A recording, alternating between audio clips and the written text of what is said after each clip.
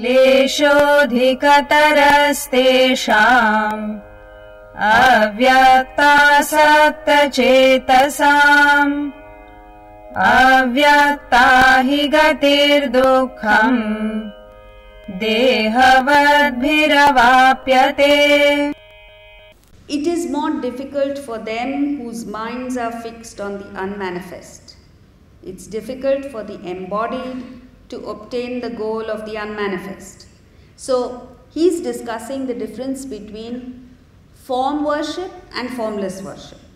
So, what he's saying here is, for the embodied, see, nirguna upasana, formless worship is difficult. Saguna upasana, form worship is less difficult, and that is ideal for Arjuna because Arjuna is a body conscious person. What is body conscious? Arjuna is a warrior, an active person. A warrior is somebody who needs to see things. Seeing is believing. So he can't accommodate a goal, something to aspire for which he can't see. He doesn't know what it is, and so it all becomes very confusing. So what he says is, it's difficult for the embodied to pursue the formless worship. What does he mean by embodied? All of us are embodied, all of us have a body. But embodied means a body conscious person. If you are constantly thinking of your physical body, then you become a physical entity, and thereafter you see only physical things. Even emotional and intellectual things elude you. So how are you going to think of Atman? How are you going to understand the spirit which you can't even conceive of? So for such people like Arjuna, like many of us who are body conscious, the path of devotion, Saguna Upasana, is far more doable. So the layman has, all of us have material and spiritual tendencies, attractions.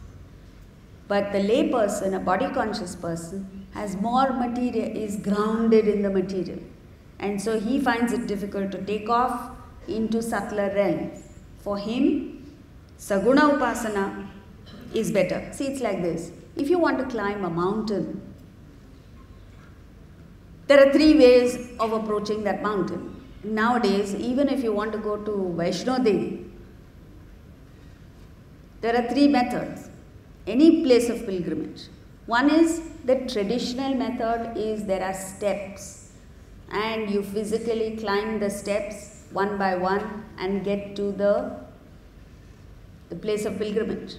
That is slow, arduous, painful. You have to put in a lot of effort and it takes time. The second is, there is a road. So you sit in the car and the car makes the effort and takes you there. The third is helicopter. So the 3 parts of Karma Yoga, Bhakti Yoga and Jnana Yoga use the body, mind and intellect, and because there is a hierarchy of the body, mind and intellect, when you approach God through Karma Yoga, it's like climbing up the steps. It takes time. Bhakti Yoga is like going on the road.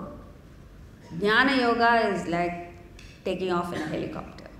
But the problem is, you have to be able to have that helicopter. If you don't have the helicopter, then you drive. If you don't have a car, you walk up. But do something. All 3 are available. So, Karma Yoga, Bhakti Yoga and Jnana Yoga get you to that point of withdrawal from the world. You knock off your excessive desires and you're left with only very few desires to evolve spiritually, to do service to humanity, to serve the Guru, etc., etc. Serve a cause, higher cause. This is called the state of Uparati.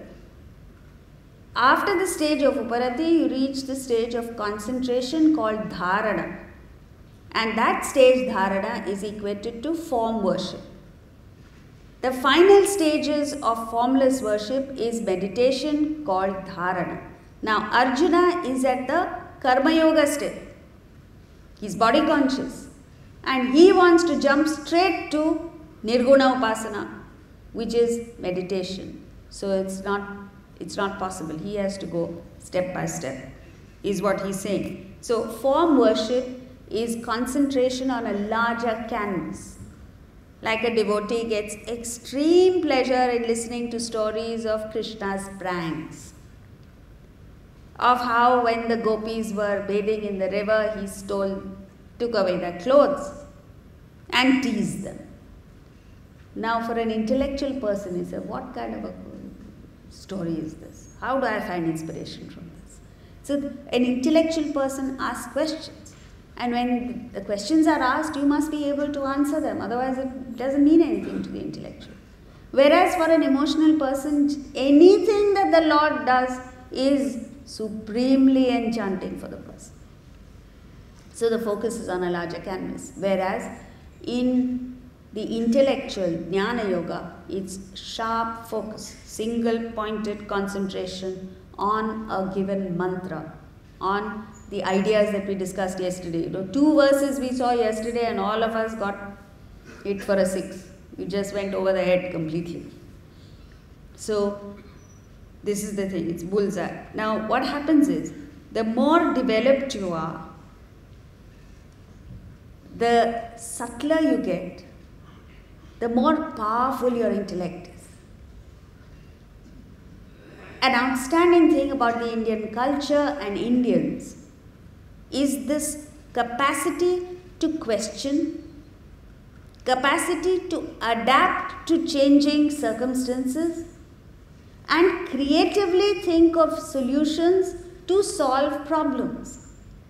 This is why Indians are so successful in the world. Wherever they go, they're able to achieve success because of this outstanding ability of the intellect which has been developed through centuries.